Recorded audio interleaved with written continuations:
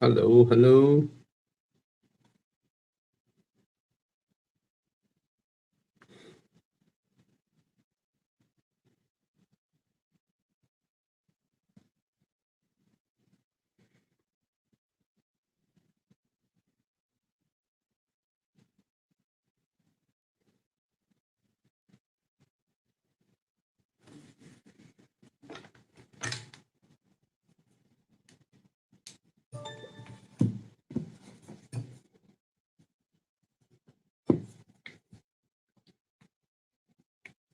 Oh, 16 people here.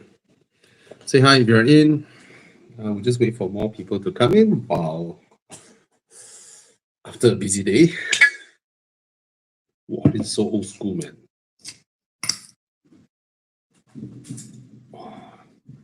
Don't drink and drive. Yeah. Super tiring. Past few days are super jam, man. The traffic now. I haven't even had dinner. No time for dinner. Got a little burger. You guys don't mind, I chill while I help you all answer questions. Okay? Oh, abang Grab, I give you tip. You squash my burger. You kesian burger ni. Apa salah dia buat? My squash burger. Ayo, apa salah dia?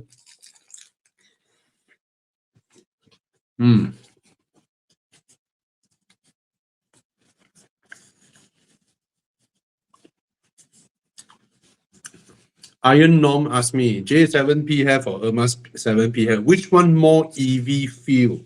100% the J7. J7, when the engine charges the car, you barely can hear it. Thank you, squealing, filling. Yeah, I'm tired actually. Because recently sending the kids home usually takes about 1.5, 2 hours. Very normal.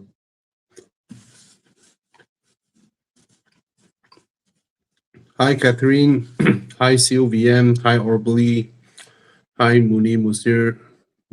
Munim U3. Sorry. Hi, Sheldon. Hi, Bobby. Any exhaust can recommend to MKA GTI? Bro, there are so many exhaust systems out there, man. Seriously. I was shocked when I asked Akrapovic, what's the cost for full set for my Audi? The price is hilarious. It's 70,000. What the hell?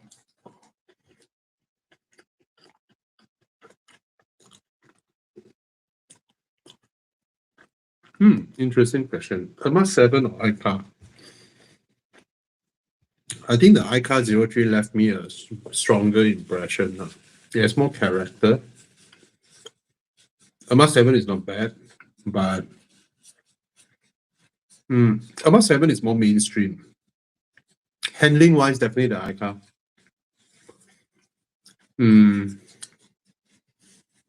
Yeah.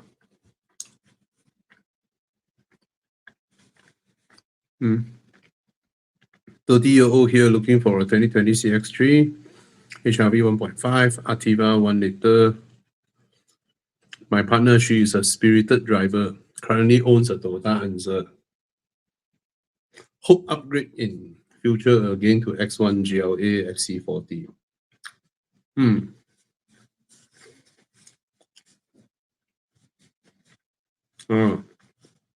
She kind of prefer the Toyota Cross 1.8. If she's a keen driver, the Toyota Cross handling is superb. Everything else is a bit interior. Yeah, man. Did she try sitting inside a J5 and give it a little bit of a drive, touch inside, sing karaoke inside, and see how she feels? Right? Yeah. Or hop inside the Proton Ermas All right, try the sound system. I tell you, if you come from a Proton Ermas, right? If you talk to me about GLA, it's no longer upgrade, it's downgrade. Way smaller car, way cheaper plastics. Logo upgrade, but right. Rabin 2026 must all start using motorbike soon. I tell you, if I ride bike, my father will come back from heaven and break my legs. Sorry, I'm the typical city-born Chinese. Since young, the parents say, you ride a bike, I'll break your legs first. Yeah. But I did ride a bike in Thailand, but only scooter on the town. U-turn that time, put my legs down like that. U-turn. But I do dream of imagining myself being able to ride a bike because it is just so cool, right? So, yeah, man. So what you drive manual? So what you can drift? Can you ride a bike and go, right, bend around a corner, 130 clicks with your body protecting your motorbike? Oh, that's real balls, man.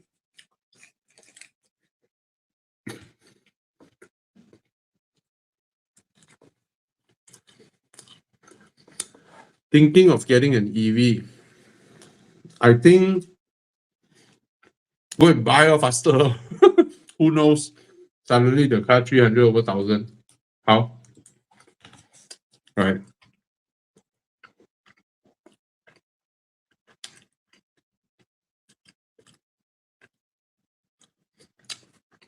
Gabillionaire asks, should he get the Pista Spider or the F8 Spider? Same car, same engine. That's pretty much up to you, because if you're telling me you can get an F8 Spider currently at what, 1.7, whereas the Pista Spider is 2.4.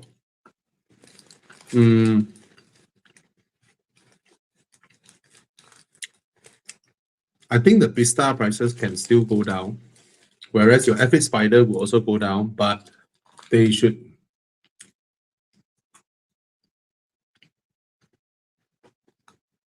I think get the F8 Spider.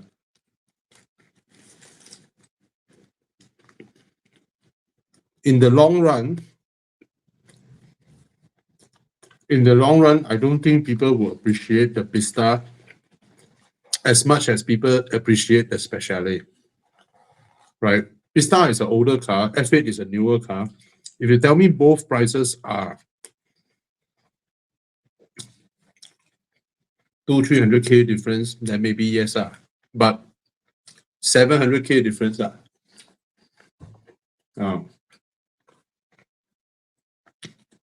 means the Pista is what, 2.3, 2.4? Is it Pista Spider? I don't know what's the value. Chia, what's the value of Pista Spider? Pista hardtop. Where got Spider Pista?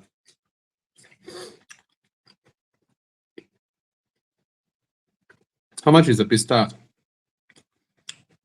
2.2, 2.3?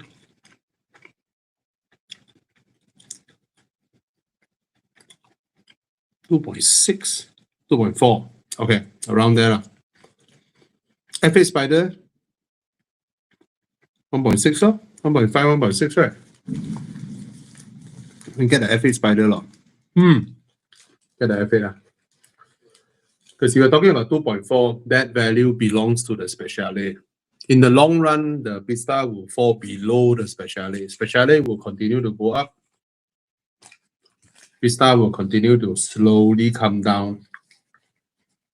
But it will still command something more than the F8 Spider. But then Ferrari, that's the funny thing with Ferrari. Any Berlinettas, right?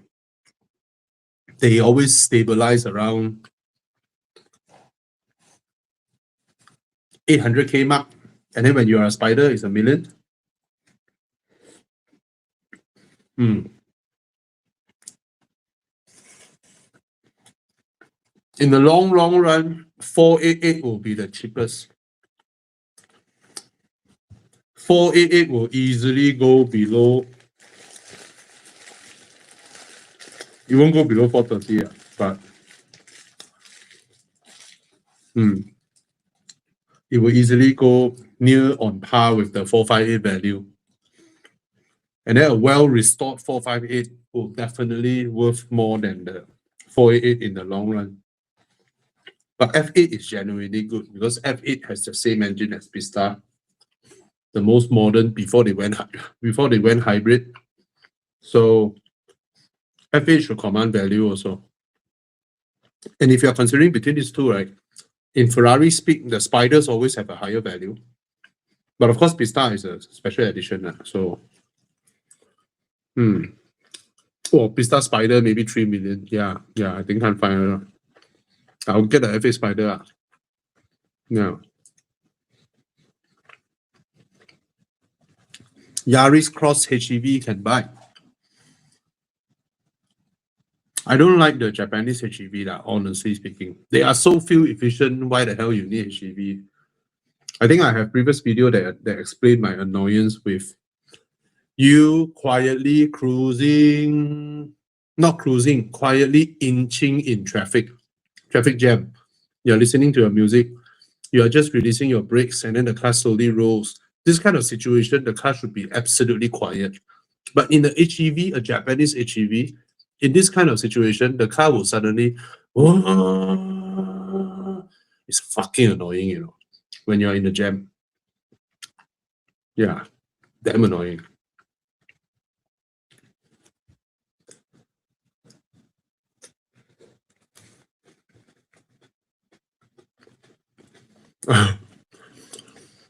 Hi, Bobby, saw your Jetour review. Do you think the spare parts will cost more than the Japanese brand? I do not know. The car arrived last month.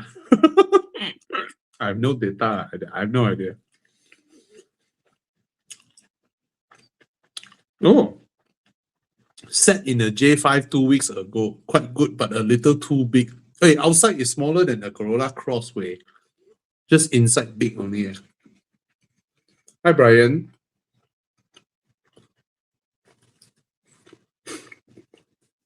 Hi, Bobby. Have you quit smoking? I quit cigarettes. I do enjoy my little vapes, but I advise people, if you don't, then no need to start. It's an unnecessary reliance on something that.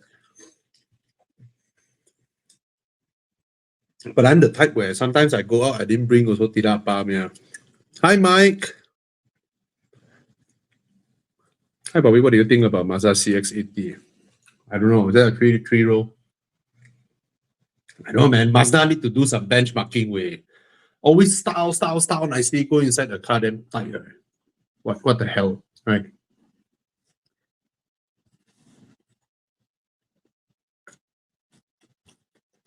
Hi, Alex.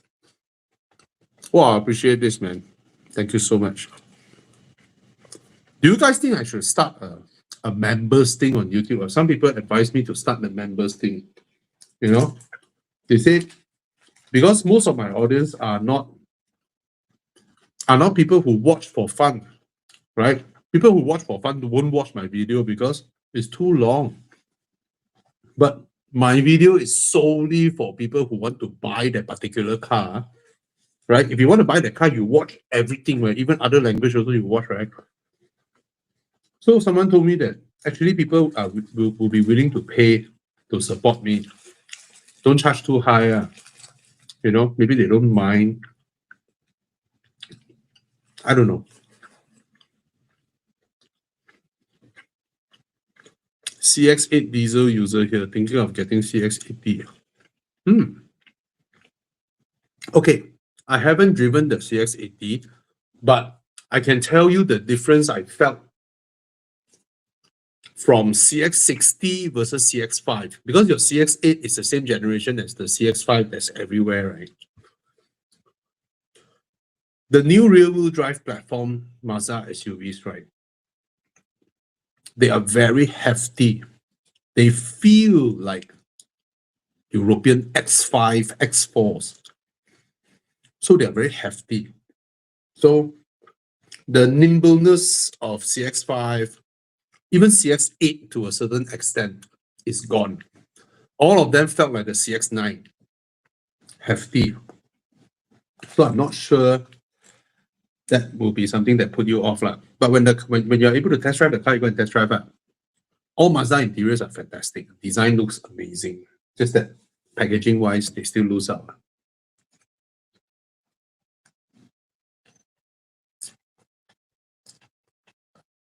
Yes, LC500 Recon is worth it.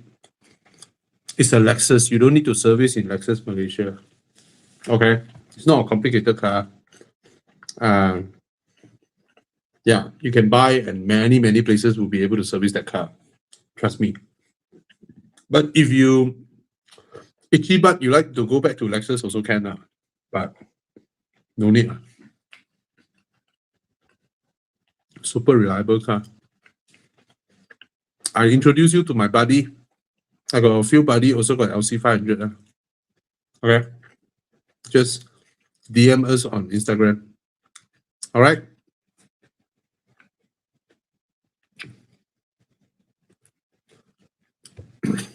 Yeah, they all went down to that kind of value because of the stupid gearbox. 360 manual, you see the price, pom, 700k. Yo, Amiro. Irma's 5 Premium or Dongfeng box? I'm not sure if Dongfeng is serious in Malaysia, so I'll go Proton.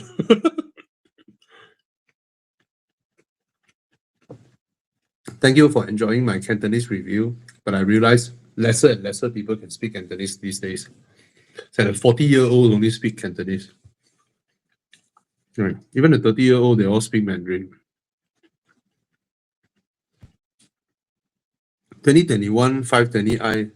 I will go the 5 Series, man. I will go with the 5 Series.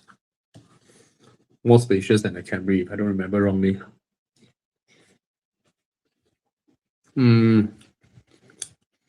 Tesla Model YL. I heard very good reviews everywhere.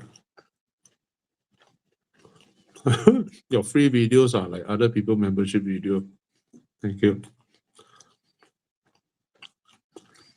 Nothing to comment here.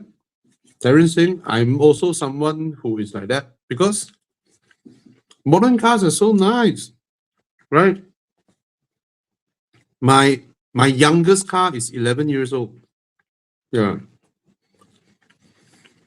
Okay, Ravinderjit saying, hi Bobby, there's a lot of confusion at the moment around EV. Since you're familiar with the automotive industry, we really appreciate your advice. So what is your view on owning a BYD? Do you think there's a risk that these companies might eventually leave the market?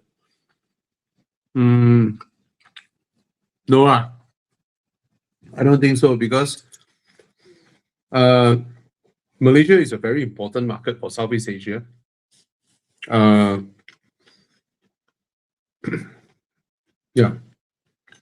They used to see Singapore as a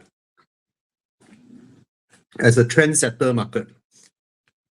But with Singapore's draconian whatever, seems like they are slowly looking at Malaysia as the trendsetter market for Southeast Asia.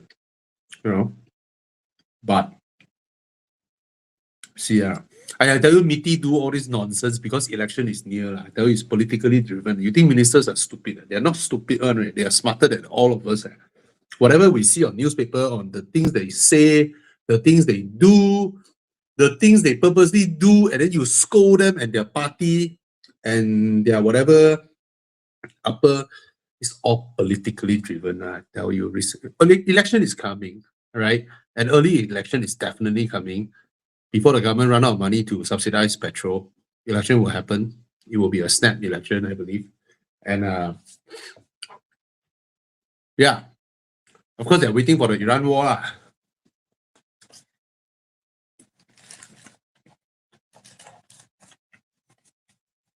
Right? So,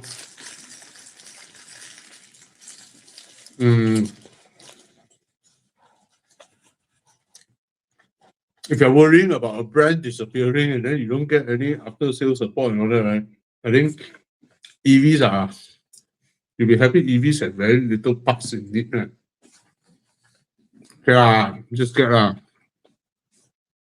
BYDs are not expensive.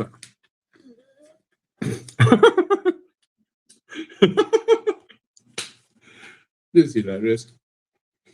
Hello, my wife wants a Zeekr 7X. My wife wants my Zeekr 7X. Now I need to find another car, but I don't want two 7X. What other car would be worth considering? Okay. Smart Brabus #5. Go and try the car. I'm sure you've tried the car. Right? Even though both cars same platform, right? They are so different. They are so different. Zeekr 7X, the sound system, they do the high fidelity sound system, right? Very clear vocals and all that. Brabus is stumps, stumps, stumps, stumps, stumps. All right. Then Zeekr is wow, everything plush, everything soft. Brabus has a bit of that mini character. Yes, it's plastic, but it's stylish plastic. Right. So then maybe your wife sometimes, if she don't want to let people feel that, oh, I'm driving my husband's uncle car, then I drive a smart, right? Of course, if both of you, wow, you go to a black tie event, right, with your suit, your wife in the long black dress, then the 7X suits both of you.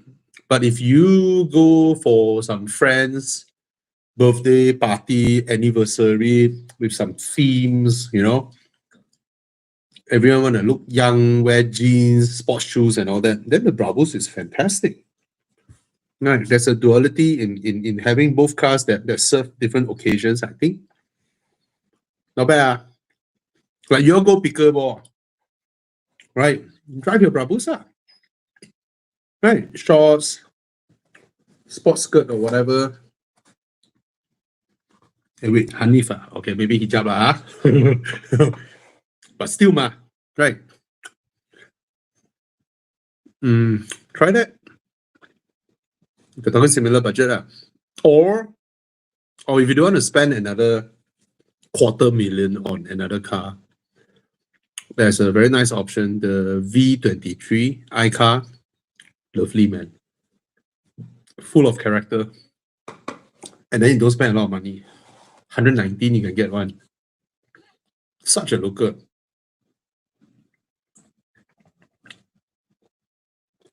Sorry, I'm drinking some wheat. It's just wheat. It's vegetarian wheat. A bit fermented though. All right. Hi, Bobby. I'm buying my first EV, which is more suitable for daily use.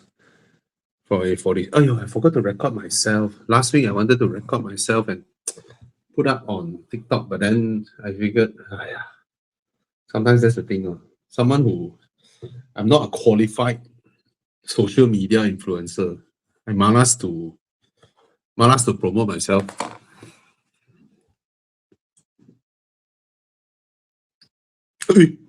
This question. Okay. Sorry, I'm going to read it again. Lam. Buying my first EV, which is more suitable for daily use for a 46-year-old couple with no kids, Zeekr 7X long range or the smart #premium. Like I mentioned, both cars very different in how they drive, in how they perceive. So what type are you? Do you listen to classical music in your car, or you prefer that type? So which type are you? So that's how they angle both cars. You know, one is go pickleball, one go Philharmonic, KLCC. Yeah. All right.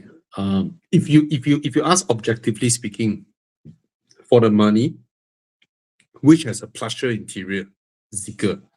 Which is more comfortable? Zeekr. Which has more high quality interior fit and finish? Zeekr. Which is quieter? Zeekr. Which is more fun? Smart. The hashtag 5 is more fun. Which is more funky? Which makes you feel livelier? Smart. Which one makes you feel younger? Smart. So that's the difference, okay?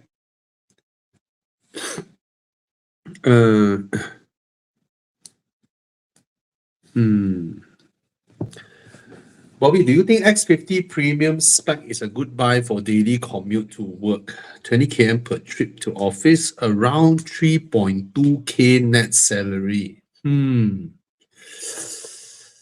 Okay, everyone, before you judge somebody, let me tell you, me, when I started with 1,700 ringgit salary, I paid 850 ringgit for my car loan. Yeah, half my income. And in a way, that forces me to feel that I don't have enough income and I want to look for another job. All right. So I hate the feeling of comfortable. Let's say if my income now, let's say an example. If my income is 30, 50k now, and my home loan is still my old home loan, which is 1,000 ringgit. No, it's impossible. It's impossible that I will feel the urge to want to earn more money. I think for young people, that is very, very important. So I will never look down on someone who is earning 3.2k net salary and wanting something to make him or herself feel good, and then eventually feel that, look around. The feeling of look around or wanting to do something else is very important. If not, we will just stay there stuck. I know it's very easy to give financial advice. Everybody also knows that, hey, did you know if you don't eat roti chana your whole life, you can save up how much? You know, if you don't ever drink sirap bandung, if you don't ever smoke, I mean, life doesn't work that way. So for me, I will feel that if you can afford the car, if you are responsible, you pay your dues, you still have money to give. If you're married, you have money to take care of your wife, your kids, or your parents, and you're responsible, and you're not someone with stupid hobby, and you would like a car that rewards yourself, go ahead. Because who the hell stays at the same salary all the time, right? Most important is something poking you from behind that makes you want to. But do it with care, because we may be entering a period where recession may be coming. Okay, I'm not spreading fear or whatnot, but so why don't you do this for me? Okay, now I don't object you from buying your X50 premium spec, right? I don't object you from doing this. It's a good looking car. Okay, can you see if you can find a used current facelift X50, a used one? Let's see what value you're able to get. I'm not sure if there is one in the market or how big of a difference the price is. Just look around.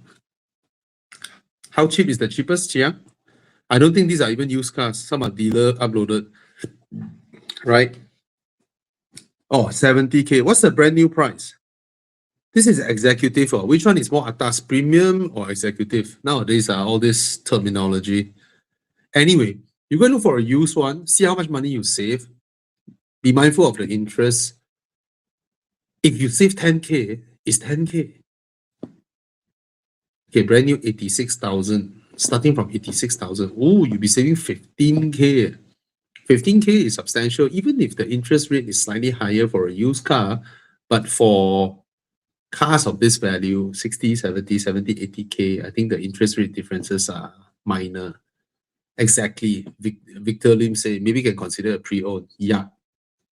Look around, see you can accept or not. If you can accept, go ahead, buy the used one. You save 15,000, 16,000. You go and count 16,000 is how many months of installment, right? Because this car, try lor. I want you to get something you like. I don't want you to feel disappointed. I don't want to act like some moral high ground. Oh, you should get the cheapest used Myvi out there and drive it for 15 years, right? Save up all the money, then buy your bungalow, all the nonsense, right? I don't want to preach people. I'm not God, so I'm not perfect.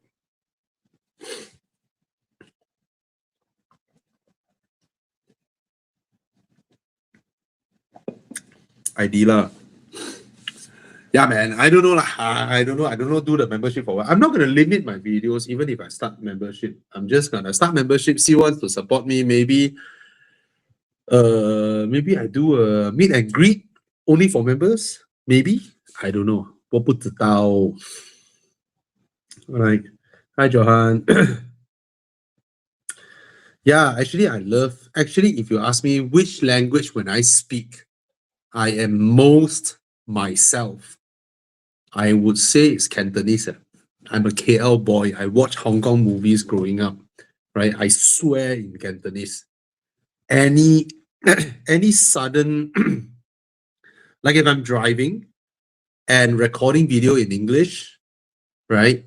If really one bugger swerve out and I'm in my panic swearing mode, right? My Cantonese will come out. Automatically, my Hong Kong side will come out. Yeah.